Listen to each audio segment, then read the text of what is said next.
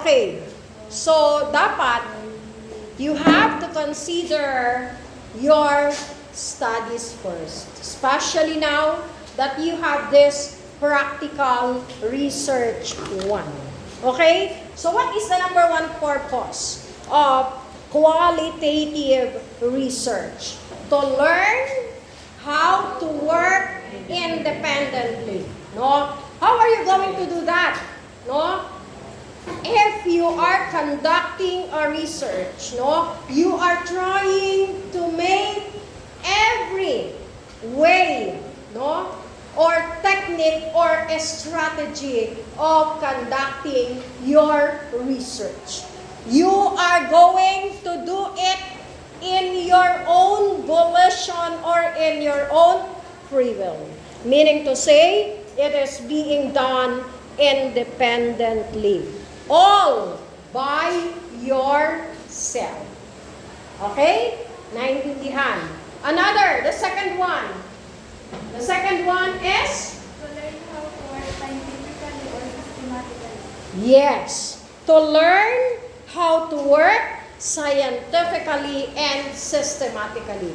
As I have said before, when you are trying to conduct the research, you will start with your curiosity. You will start with inquiry. That is why research is inquiry-based. No? You are following a procedure. You are following a process. So therefore, you are conducting the research step by step. Or it is procedural. Hindi mo pwede, you don't need to start or to begin in number 6, in step number 6. Begin in step number 5. No. If the process or if the first step is to identify the problem, then you have to know the problem first. Or, what is the question? What is the topic of your research?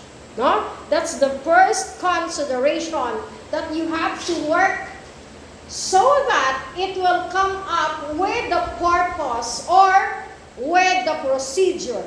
No? You are going to work it systematically, scientifically. Okay? Next. The next one. What is the next one? The third purpose of research is To have an in-depth knowledge of something. Anong ibig sabihin? What does it mean? No? What is your understanding about it, class? What is your understanding about it? When we say to have an in-depth understanding of something, is that when you do your research, diba, you are trying to investigate, no? You are digging into something deep knowledge. And so when you try to dig it deeper, you will have the result. You will have a very good knowledge or concrete knowledge because of the inquiry-based approach that you use. Meaning to say, you have the curious mind, diba? That lead you to your study or to the invention of something which is coming from your logical mind. Or there is a higher order thinking skill will be developed in you. No? That is why one of the purposes is for you to have an in-depth knowledge about something or about your topic. Did you get me, class? Okay. Do we make sense here? Do we make sense? Yes. Okay. Bakit di kayo sumasagot? Parang you are doubt about what you are hearing. Nagda-doubt ba kayo sa mga naririnig niyo sa akin? Ha? Doubt kayo? Hindi naman. So what is in your mind? What is coming up in your mind? Huh? Are you afraid to say something? Pastor Pide? Oh yes? Felisa? Ano wala? Sige, say it. Okay, go. Anybody? Pastor Pide? Ay, ano nga ikaw? Pide Gloria, sorry. Where is Pastor Pide? Yes. So what can you say, what can you say about this purposes of research? Ha? Talaga bang nadidiscover nyo ang inyong problem or ang inyong question? Talaga bang nadidiscover nyo? Talaga bang natututunan nyo out of your, for example, you are reading something. Nakaka-discover ba kayo in reading? Okay, yes. Are you learning in reading? Yes. Okay. Why? Because you are trying, because you are developing, an in-depth knowledge, about something. Okay, next one. The next one is To elevate your mental abilities by letting you think in higher order thinking. yan. Nauna na pala. Inferring, evaluating, synthesizing, appreciating, applying, and creating. Yes. No? You are developing the higher order thinking skills, in doing your research, You are trying to make use of your cognitive, The different cognitive domain is stated by Benjamin Bloom, in his Bloom's taxonomy, Yung ating remembering, understanding, applying, or analyzing, evaluating, ano pa? Evaluating, creating, or applying, evaluating, and creating. Diba? The last three cognitive domain or objectives are leading to higher order thinking skills. Diba?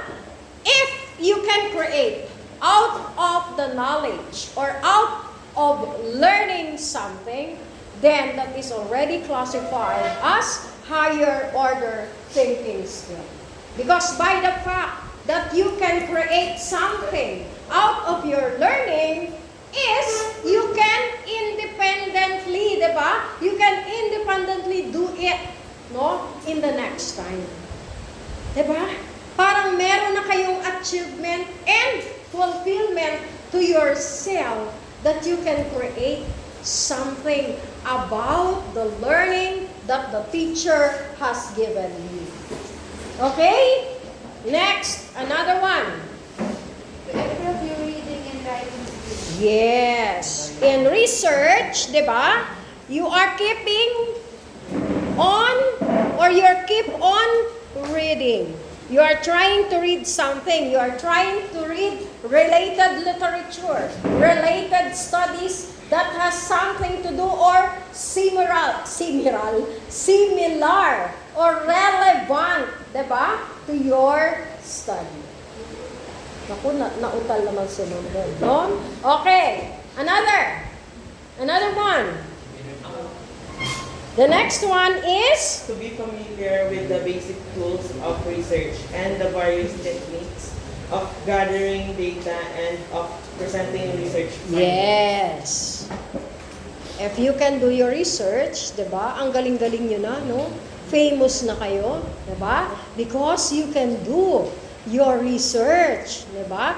You are trying to make use of the different tools. No, pwede na kayo mag-administer ng inyong questionnaire, 'di ba? Ng inyong instrument that you make, 'di ba? Out of your study. So parang ang galing-galing niyo na, no? Nagpe-present na kayo ng result. You are trying to present your result or the different data, interpreting the data based on the result of your study. No? Okay, next. What is the next one? To free yourself to a certain extent from the accumulation or strong influence of a single textbook. Yes. Nakakawala kayo. Viewpoint or school reading. Yes. Nakakawala kayo sa pagiging bookis. Hindi yung nakadepende lang kayo kung anong sinasabi ng libro. 'Di ba? With the help of research, you can try to support, amend, negate, reject, or shun what you have read in the books. 'Di ba? Hindi natin sinasabi na may mali sa libro, na mali ang libro, but there are some, no? Some concept, some of the ideas which are not applicable anymore, no? Kumbaga, obsolete na siya because of the recent findings, because of the recent results in the different research studies. No? Yun, class. Free yourself, no? Sa pagkakakulong ninyo doon sa kung ano lang ang nakasaad sa libro. No, minsan obsolete na, class. Not anymore relevant and reliable. 'Di ba? Because of the fact that there are too many researchers who are conducting a research about the different fields of study. Okay? Naintindihan? Next. The next one is types of research. No? So what are the different types of research? No? So we have the different types of research. The first one is, ayan, the general type is quantitative and qualitative, no? But we have two basic considerations when it comes to the types of research. The basic consideration, class, is that there are different types of research which are classified as basic or pure research, no? When we talk about basic or pure research, let me write it down. When we talk about, no, according to number 1 is basic or pure type of research. Pag sinabi natin basic or pure type of research, the researchers are aiming to come up with knowledge or contribute to the existing body of knowledge. Meaning to say, they are trying to make use of the theories, no? Different theories or a theories. And they may even come up into discovering a new theory, bagong theory. No? Halimbawa, you are conducting a doctoral dissertation, no, mga doctor na. So, you are going to make use or to find another theory or another model, no? Another model of learning or study. No, that is what we call basic or pure type of research. And then, the second one naman is all about the use of applied research. And what is that applied research? When we talk about applied research, if the aim of the researcher is to find the applications for the theories, no? So dito sa applied, as the word implies, you are going to consider the application, no? Application of theories, no? So what's the difference between the two? The basic or pure research and the applied research. The first theory, which is basic or pure type, is you are trying to come up with knowledge, diba? Or contribute to the existing body of knowledge. No, halimbawa, you are trying to make use of the theory of learning. Ano yung mga theories of learning? No? The cognitive theories of learning when it comes to your mind. No? So aside from Jean Piaget, aside from Pavlov, no? Those are theories of learning. Gagamitin niyo sila, no? Magko-contribute kayo. Contribute to the existing body of knowledge. You are going to contribute to the theories of learning, no? So, kung meron na tayong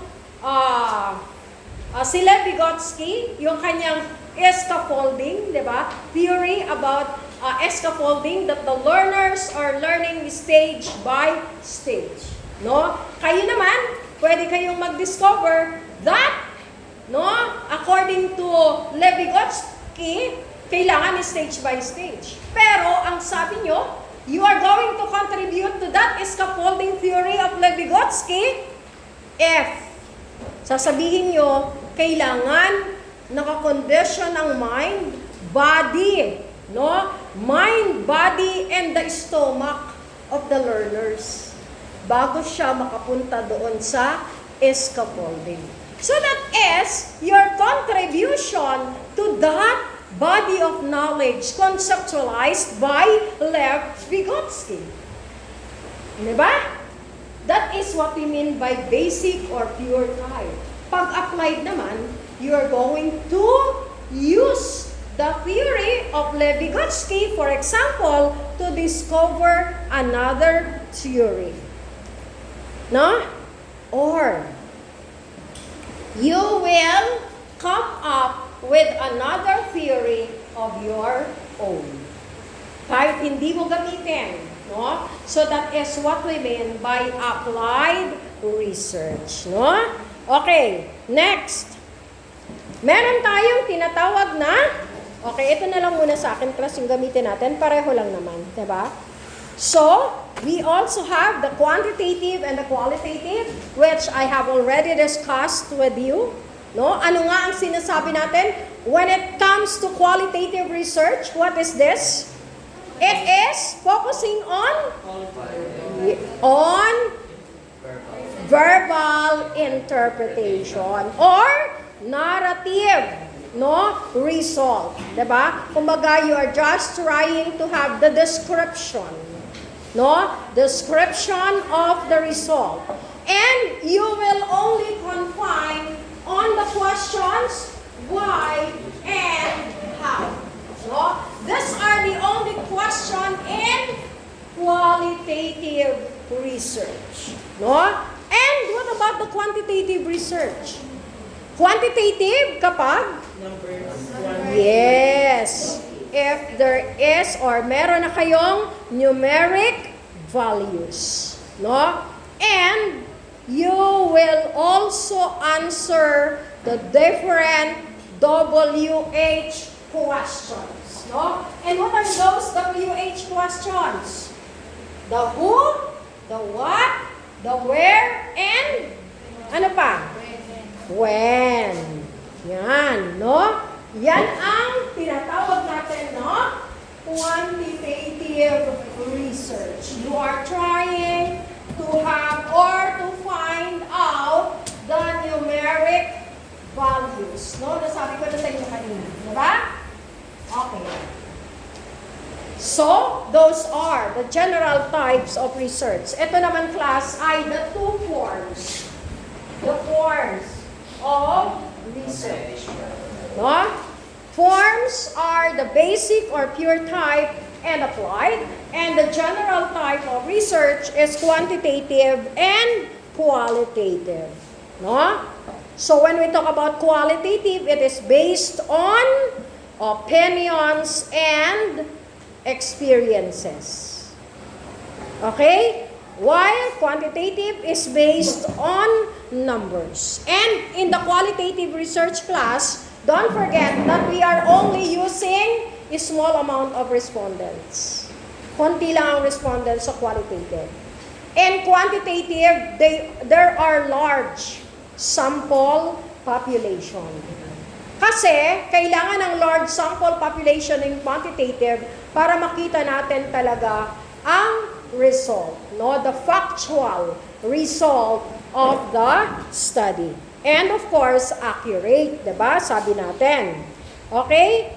So, let us try to have, no, another kinds of research. Number 1, sino kasunod? Number 1, sino yung kasunod mo, Pide Gloria? Hindi ko si Kumeso. Okay, Comeso. Descriptive research. This type of research aims at defining or giving a verbal portrayal or picture of a person, seeing event, mood, situation, etc. Okay. Yes. So ano daw? Number 1 is descriptive research. So ito ay description, no? Giving a verbal portrayal or picture. Okay? So that is what we mean by descriptive research. Another? Any other? Answer. Another one. Next one. We have Correlational research. correlational. Okay? Shows relationships or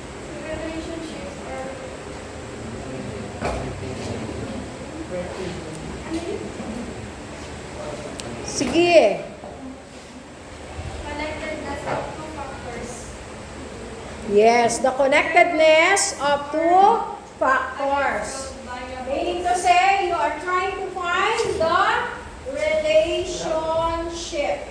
No? Halimbawa, ano ang relationship ng ano ang relationship, for example, ng economic status? No? What is the relationship of economic status of the family to the academic performances of the children? So you are trying to find the relationship. Ang tawag natin doon ay correlational. Okay? Next, another.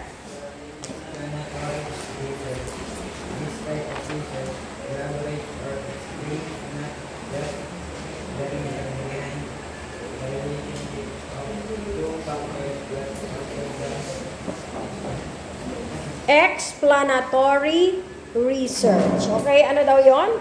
This type of research elaborates or explains not just the reasons behind the relationship of two factors, but also the ways by which such relationship exists. So, kapag doon sa inyong correlational, nagkaroon pa ulit kayo ng another study at yung mga factors na yon ay binigyan nyo ng explanations, that is what we mean by explanatory research. No? Halimbawa, in the result of your study, nagkaroon ang economic status ay mayroong direktang relasyon sa performance ng kanilang mga anak in their schooling or in their academic performance. So, you are going to make another type of research by explaining the different contributing factors on that relationship. Para ano? Kasi you find it interesting to make another study, and this is all about the explanatory research. Another. Yes, exploratory research.